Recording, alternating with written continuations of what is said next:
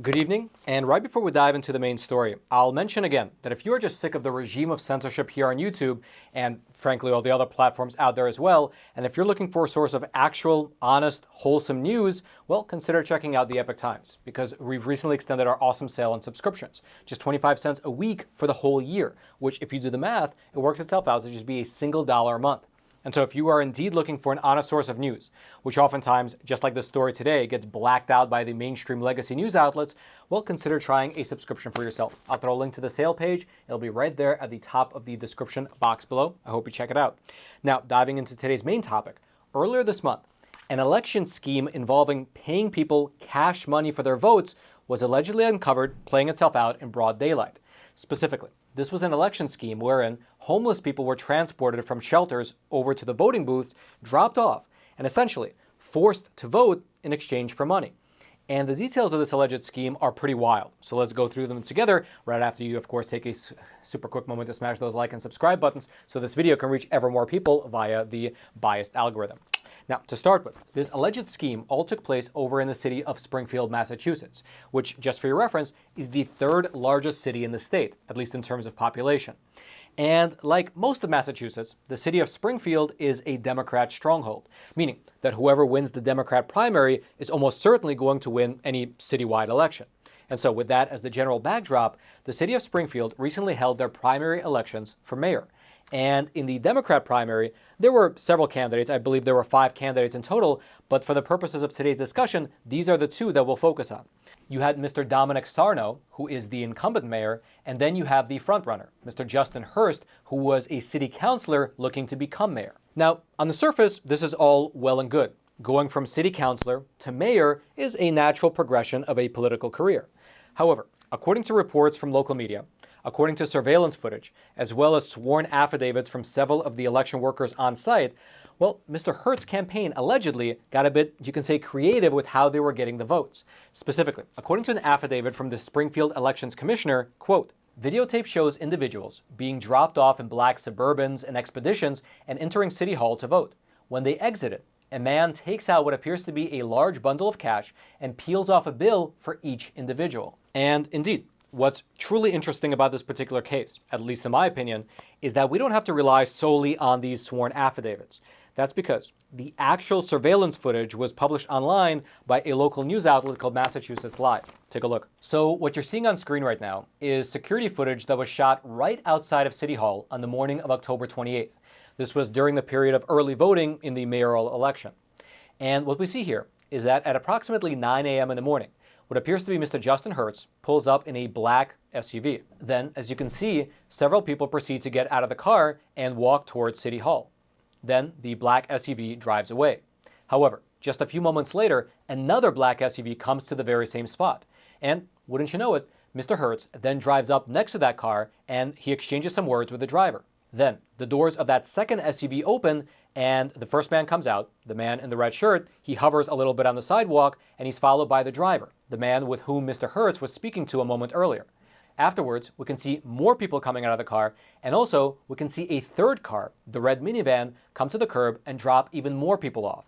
And as you can see, the driver of that black SUV, he appears to be standing there and directing all these people from all these different cars to head inside City Hall. Now, we don't actually have footage of what it was like inside City Hall, but according to sworn affidavits from the election workers, many of the people who came in, they listed their address as being a local homeless shelter. Furthermore, the affidavits claim that many of these voters who came inside were noticeably either drunk or under the influence of drugs, and many of them were confused about why they even came to City Hall in the first place. And then, as these people were being processed for voting by the election workers, well, one of the election workers, she wrote in her affidavit that she saw a man, quote, hovering over some of the voters' shoulders while they were standing at the voting booth. At times, he appeared to be pointing at the place on the ballot where the persons should vote. Also, several of the election workers, as well as a local police officer who was working City Hall that day, they claim that many of these individuals came up to them multiple times throughout the day and asked them where they're supposed to go in order to get the $10 that they were promised as payment. For instance, you had Ms. Daisy Lorenzana, who was working as an election official on that particular day, and she wrote this in her sworn affidavit, quote, "I heard people asking, where is my payment? And I was promised $10. I had 7 people ask me directly where their $10 payment was. One man said in Spanish, vote for Hurst and you'll get $10. Furthermore, we really don't just have to take their word for it, because it appears that this exchange of money was rather blatant. Here's again the security footage from right outside City Hall. As you can see, the people are coming out of the building after they voted, and once outside, the election workers wrote in their affidavits that they witnessed a campaign volunteer for Mr. Hurst. He's the man who was driving that second black SUV. He was handing out cash money to the people who just voted, if they were able to show him that they had a sticker which confirmed that they cast their vote. In the video footage, you can even see that the man, after handing one woman some money, gave her a little hug as well. And then, the icing on the cake is that some of these individuals were then led down the street before getting into that other black SUV, the one that we saw earlier, being driven by Mr. Hurst himself. And so, just to summarize here, you have 5 election workers, as well as a local police officer, all signed sworn affidavits saying that they witnessed carloads of people, many of whom were coming from a local homeless shelter, getting dropped off at City Hall, stumbling in to vote, seemingly getting coerced in terms of who to vote for, and then many of them would ask around for where they can get the $10 that they were promised in order to vote. Then, the surveillance footage from the actual sidewalk outside of City Hall, it appears to show a man who drove these individuals hand out money to them before shuffling them away in a car that appears to be driven by the actual candidate. That is, if nothing else, a creative campaign strategy.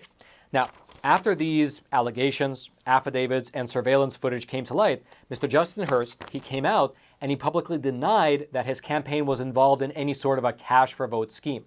Here's specifically what he said in a press conference, quote, "These accusations are not only insulting to our dedicated campaign supporters, but to all residents who are exercising their constitutional rights." Mr. Hurst then went on to say that these 5 election employees, as well as the local police officer who gave their sworn testimony regarding what they saw, they're actually lying on behalf of the incumbent mayor. Here's what he added, quote, "We don't give money in exchange for votes. I don't know how much clearer I can be." And this story, frankly, gets a lot wilder, which we'll get into after a quick word from today's sponsors. All right, if you're like me, then probably once a week, you stop for a second and you ponder to yourself, whatever happened to Chuck Norris? Well, I recently saw a video that he made and I was shocked. The man is in his 80s, but he's still kicking butt, staying fit, working out, and staying active. What's even more shocking is that he's stronger, he can work out longer, and he even has plenty of energy left over for his grandkids. And he says he did this by making one single change. He convinced his wife to make the same change as well, and now she says she feels younger, leaner, and again, she has more energy for her grandkids all day long. Now, Chuck made an awesome video explaining everything, and by watching it, you might actually change your opinion about health. So head on over to chuckdefense.com/Roman and see it for yourself. Again, that's chuckdefense.com/Roman to see what Chuck Norris is up to. And of course, it is beyond worth mentioning that here in America, everyone, no matter who, is innocent until proven guilty. And as such, an investigation will have to be done in order to get to the bottom of what really took place here. And indeed, the Massachusetts Secretary of State responded to all this evidence with the following statement, quote, "Any allegations of money being exchanged for votes is certainly concerning and deserves further investigation. My office has been in touch with law enforcement, as we would be with any report of a potential irregularity, to ensure that the integrity of the process is maintained." Those are beautiful words. However, as of today, the district attorney's office has not yet confirmed whether an investigation into this matter has been opened. So we'll just have to wait and see whether they'll take up the case or not. And just for your reference, in case you're watching this episode and wondering, it is patently illegal to exchange money for votes within the Commonwealth of Massachusetts. Here's specifically what the relevant part of the relevant statute states. Quote, "No person shall, directly or indirectly, pay, give, or promise to a voter any gift or reward to influence his vote or to induce him to withhold his vote. Violation of any provision of this section shall be punished by imprisonment for not more than 1 year." However, again, as of this morning, when I checked, the district attorney's office has not yet updated anything regarding this case. So we'll just have to wait and see whether they actually open up any full-scale investigation into what took place here. If you'd like to go deeper into this particular case, including watching the full surveillance footage, I'll throw all my research notes down into the description box below this video for you to peruse at your own leisure. And then also, I'd like to mention that if you subscribe to this YouTube channel, which of course, why wouldn't you? It's great content. But if you subscribe, then you likely notice that within the span of about the last week, there have been 3 stories regarding election fraud that we published coming out of the Northeast. You had the case over in Connecticut, the case over in New Jersey, and now, as of today, the case over in Massachusetts. And what's funny about it is that aside from a few local news outlets in those municipalities, these stories get hardly any attention at the national level. Kind of makes you wonder why that is. But of course, I will mention that we here at the Epoch Times, we do make a point to cover these stories and give them the attention that, at least in my opinion, they deserve. And so, if you're watching this episode and you're thinking to yourself, man, I love this content and I just wish Roman would put out more episodes every single week. Well, you're in luck, because I do. Over on Epoch TV, every single week I publish anywhere between 1 to 3 exclusive episodes of Facts Matter on that no censorship platform. Those exclusive episodes are typically on topics that, frankly, are just not welcome here on YouTube and their regime of censorship. And so, if you'd like to check out those episodes, including a giant backlog from the last 3 years, well, now's a great time to sign up. Because as I mentioned at the top of the episode, the Epoch Times has recently extended its awesome sale on subscriptions. Just 25 cents a week for the whole year, which again, if you do the math, works itself out to just be $1 a month. I'll throw a link to the sale page. It'll be right there at the top of the description box below. You can just click on that link. It'll take you to the sale page where you can try the Epoch Times yourself for, again, just $1 a month. You can cancel anytime, but I'm sure that you won't. I'm sure after you go there and check out all the plethora of phenomenal content, not only my show, but all the other great content on there as well, you'll be a subscriber for a long, long, long time to come. Again, that link is right there at the top of the description box below. I hope you click on it, and I hope that you join us over on theepochtimes.com. And then until next time, I'm your host, Roman from the Epoch Times. Stay informed, most importantly, stay free.